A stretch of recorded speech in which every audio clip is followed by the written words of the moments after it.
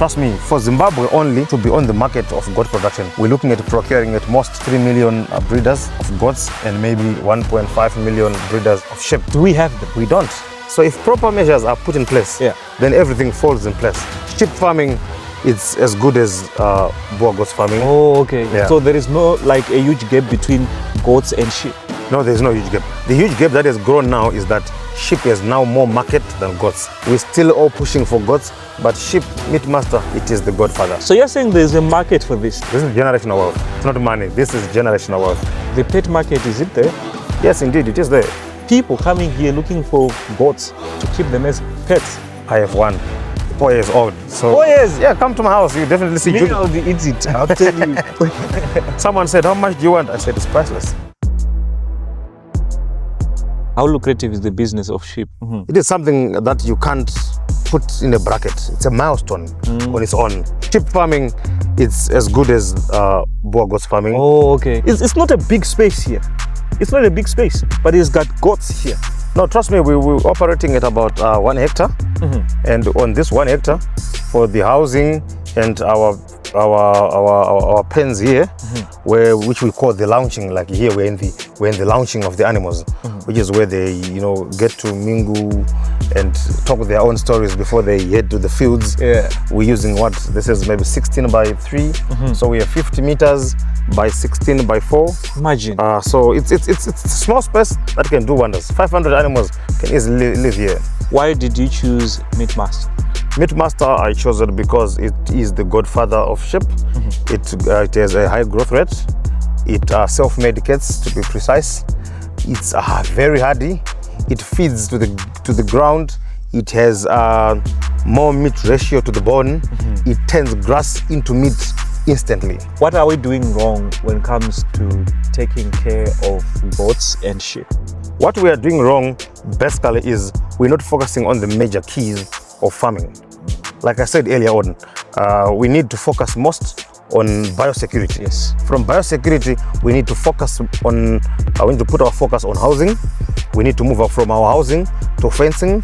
We need to move from there to our good forages. And from there, we need also to invest in quality uniforms for our staff before we invest in good stuff. Because good stuff is what produces for you better. Okay. Furthermore to it, we can then look at procuring animals and all that.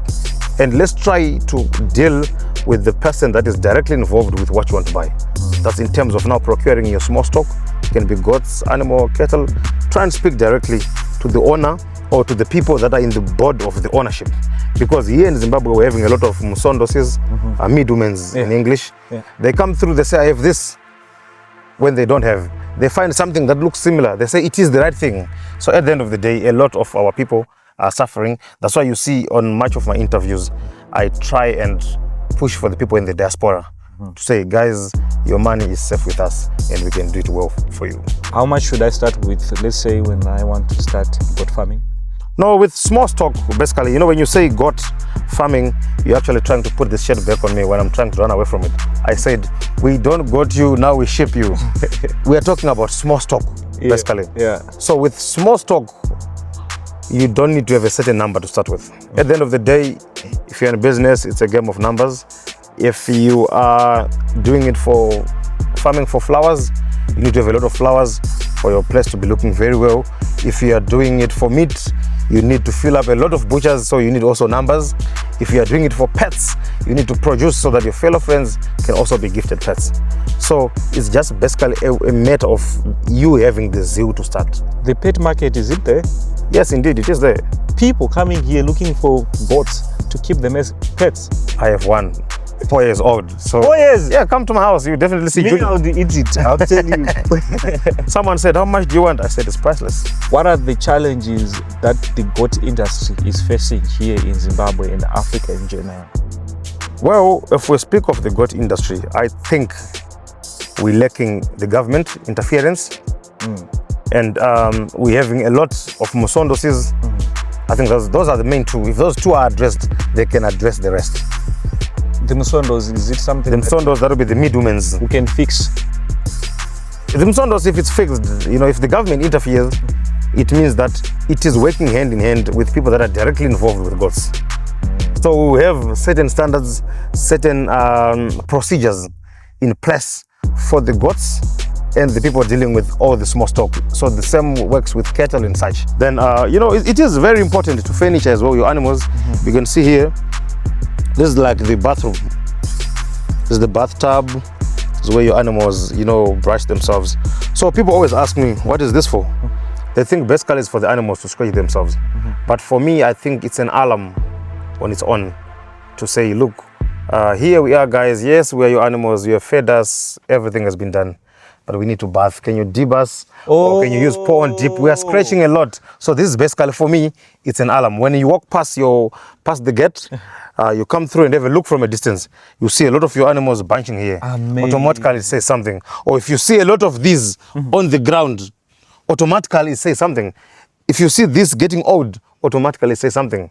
Then you can call your best friend and say, Mr. Nkomo, come here. Why are we having this?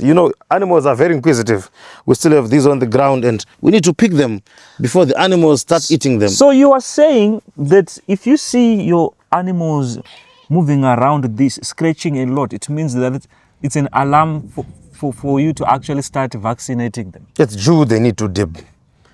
So dipping goes in different ways. Some use injectables that works for internal and external parasites. Some do the pour on dip that you just pour on the back of your animal and it's good. Some do use the plunge dip, and now we have the modern one, the spray race, which a lot of us are now concentrating more on. You do a lot of investment on spray race, maybe 2,000 for your spray race, and you have 3 animals worth $60. It doesn't make sense. Which disease has been troubling you as goat farmers? If you say as goat farmers, I would love to touch that broadly. The main disease that kills goats is heart water. Okay. So basically, heart water is caused by, it's a tick-borne disease. Then furthermore to it, we have internal and external parasites, worms. So basically, when we're talking about dipping, we are saying dipping is whereby we're trying to get rid of all the external parasites, ticks and others. When we talk about dosing, it's when we are talking about the internal parasites, the worms that affects from the inside. And we are talking about vaccination, it's the prevention, the same way we did the COVID vaccines and stuff like that. Oh, okay. Yeah. So here we have, you call it the majestic. Stop right there. Seems like people love the Boer goat. Why? Not really do they love the Boer goats, but they are the history. They are the beginning. This is where it all started. And here in Zimbabwe, furnituring everyone about goats beyond the Mashona and Matebele, it was all within the Boer. That's when we then started to introduce other breeds. That is the Kalahari, the Savannah. There's other breeds that goes on in goats as well for milk, which is the Zanen, Toggenberg, British Alpine, etc. I wanted to touch on that one. Do we have goat farmers who are focusing on that side of the market where they're keeping goats for milk? My friend, is there a market? The most product being sold on earth currently is goat milk products, as in the lotions, the oils, and the cheese and the soap. Women, my friend, you go in these affluent areas, you'll find a woman with a tub full of goat milk, soaked, making the skin look sweet, so that when you come from work after a day of hard work, you can appreciate her. It will be revived. Do you have support? The reason why I'm saying support, you're one farmer right now who is not being selfish. You're not only focusing on yourself, you're saying Africa. You're moving from Namibia, you are there in Namibia, Mozambique. You're moving around so much, advocating for people to start goat farming in Africa. Well, like I said earlier on, for you to start this, you need to have the zeal. I was very fortunate coming from Namibia, where I received good reception, good people, good farmers to work with. Everyone in Namibia, shout outs to you guys. They've done very well for me. Shout outs to Uganda. I've been to Uganda. Shout outs to Dev. Shout outs to Malawi. I've been to Malawi. I've been to Zambia. It's quite overwhelming. Getting an invite from a fellow farmer to say, my brother, can you come through? I need us to have a chat. It's very important. Someone pays a ticket for you to go to them, or you paying a ticket for someone to come to you. I think that's a big statement on its own. Okay. Yeah. So, what are your words of encouragement to anyone who is watching this video who would want to start farming? To everyone watching this video, all I can say is the zeal is what's important. It's never too late to start. And remember, no one is coming to save you. The government does not owe you anything. You owe everything to yourself, because life is who you make it. So basically, if you don't concentrate on that, nothing is going to work out. My father used to say, "Matsurundundu mandunda oshkweye worwe." What does that mean? No, that's a whole video on its own. What about security? I want people to understand this. Should we use security? You can come through the side. I'll show you a little bit on security. When it comes to security, those farming in the diaspora, here's your plug. So this guy, you can actually do a voice video call. With this guy, you can actually do a voice video call. Speak to your farm personnel. You can actually play this when they're dibbing, or you want to count your animals. You can also basically, it goes back, it records in the cloud. So you can also play back from the cloud to see what is happening. Additional to this, if you look further, we have some floodlights. And if you look this side here, we do have the motion sensors. We do have the motion sensors. This one works perfectly in the evening. Once all is shut in, you can see they're solar powered. So this works very, very well. I mean, I can't believe it that you actually said that you'd prefer to work with Mashona and Matebele. Yes, they're beautiful animals. They're beautiful animals. People look down upon them because they're small. No, they're not small. The reason why they're small is because we have absconded the concept of dibbing, dosing, and vaccination. So with proper dibbing, dosing, and vaccination, it will get our animals to be bigger. Look at that guy. He's an F1.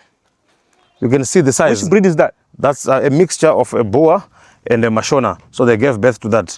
The other ones next to Boers. Then we have the Mashonas also around. We have a few of our crosses. This guy here is also an F1, a mix of Mashona and Boer. That's him there. They're brothers with that one. And look here, we have our Mashonas. We have our youngster growing. So you can look at that guy. He's about what, 9 months? You look with this guy who is camouflaged, he's about 1.5 years. So you can see the age difference in genetics.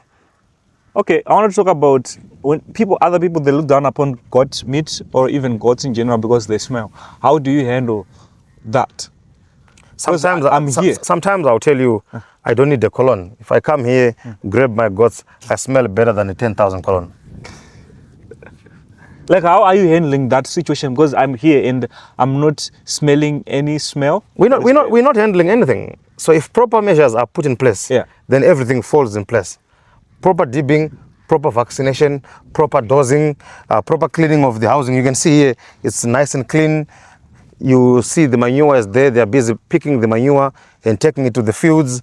You have your animals having some salt lick to help them with the replenishment of minerals and vitamins. I want people to understand. To work right. You mentioned that this is very important, that your animals drink clean water. It is very important. It is very important to make sure that we have very clean water.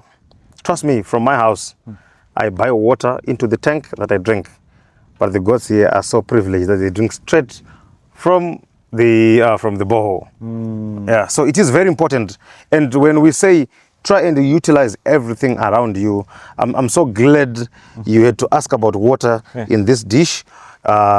I'm so glad because we would have filmed the well-furnitured, water trough. I want people to see that also. I think we should go there also. No, that's luxury. That's luxury for goats. That's luxury for goats. So you move from there to there, then it's going to work well. Yeah, I want people to see. What about housing? Let's talk about housing. Is it a must that I have raised the goat pens like this?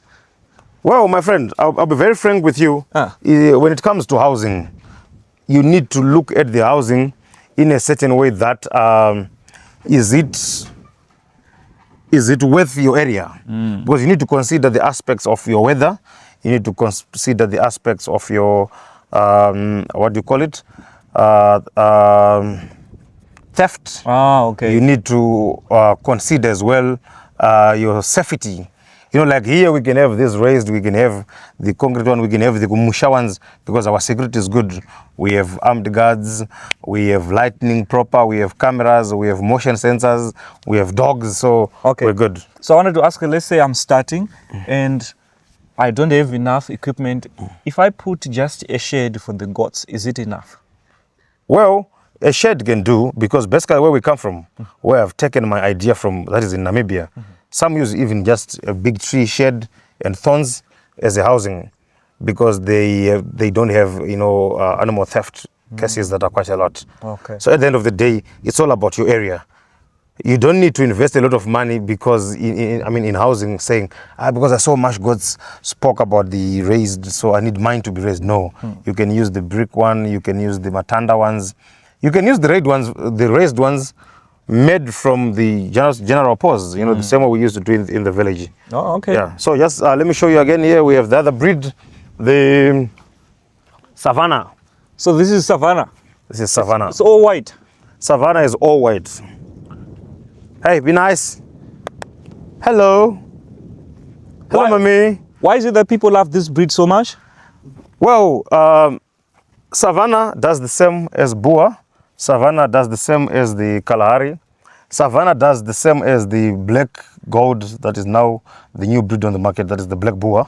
Black Boer. Yeah, there's a black Boer now in South Africa that they've genetically, you know. South Africa is crazy when it comes to goat farming, eh? No, it's not crazy. They're actually dedicated to bringing genetics to the next level, which is the same thing we need to start doing here in Zimbabwe. Instead of focusing much on the money, we need to focus on what we can then be futuristically. Amazing. You can see here all this old material that is broken, that we pick in the streets. We find these in the streets, we pick them, we bring them through, we make use of them. So that's basically what you need to do. Make use of what is around you before you start thinking of going into your pocket. Okay. Yeah. I love the integrity amongst farmers. You speak highly of each other. Which one is best for meat? Which Best breed? for meat? Yeah. I think for me, if you had to ask me which one is the best for meat, I would say the Mashona. The Matebele. Mashona and Matebele are on 50-50 with me. Then if you're looking for a butter steak knife, then you're talking about the Boer, you know, you're talking about the Savannah, you're talking about the Kalahari. Yeah. So there is no like a huge gap between goats and sheep. No, there's no huge gap. The huge gap that has grown now is that sheep has now more market than goats. Because you see, everyone has been there trying to fill in the gap of goats. But as much as we haven't done much, we're still all pushing for goats. But sheep, meat master, it is the godfather. So you're saying there's a market for this? Yes, indeed there is. We're here with the meat master sheep. You can get it for, it can be breeding stock, it can be for meat, but trust me, there's a lot of lifestyle that can be depicted from this. How much are we talking about when we are looking at meat master? Now, meat master, we're looking at least the females, you're looking at about breeding females, $250, $300. The breeding males, you're looking at anything between $500 and $2,000. That's at commercial level. So you're saying that if I'm doing this for breeding, genetics, Yeah. and I've got like maybe 100 only in a small space, I can be making good money. It's wealth. This is generational wealth. It's not money. This is generational wealth. Well, drive past Seke Road, call someone in Zarabani. Yeah. They're speaking numbers being moved of goats for slaughter. So trust me, if we don't take care of our own Mashona and Matebele, they're quite going extinct. For Zimbabwe, There is demand. there is quite huge demand. These animals, low cholesterol, they also good on people with ailing conditions. There's no gout involved. Trust me, for Zimbabwe only, to be on the market of goat production, we're looking at procuring at most 3 million breeders of goats and maybe 1.5 million breeders of sheep. Do we have them? We don't. That's why we have to procure some from Namibia. That's why we're also jumping in to say, look, guys, let's romp in. Let's try and push this to the market for the lowest prices so that everyone in Zimbabwe can access it. So people are saying, so you're saying that there is a gap for someone to actually come in and do goat farming? Because at the end of the day, people say, there is no market for this. there are little people who are now doing goats now. So if I start doing it, I won't be making money. And from your numbers that you're saying right now, there is room for people to come in and start doing this. Speaking of numbers, Uh, in a million, if I'm to space myself and my production, we're just $3 in a million. So you can see all the rest that is there for everyone. You can see as they're grazing there, they graze to the bone. So what you just need to also make sure you do when you are farming with sheep is to make sure that you do standardized paddocks because they graze to the last. So you need to control your grazing lanes. They are more of grazers, unlike goats, they are more of browsers. That's the difference that sits between the two. You mentioned something that is very important here. You said we should start paying attention to our own local breeds, Mashona and Matebe. What are you seeing that people are not seeing? Well, I'll be very frank with you with Matebele and Mashona. If I'm to be given an opportunity of what I would love to farm, ceteris paribus, that means everything held constant. Oh, okay. Me being there, my government being there, it can be the nationalized scheme that we can still bring forth. It can be the presidential scheme that we can still revive. It can be the youth. It can be the educational schemes that we can push so that everyone accesses everything at par. I would love to do the Mashona.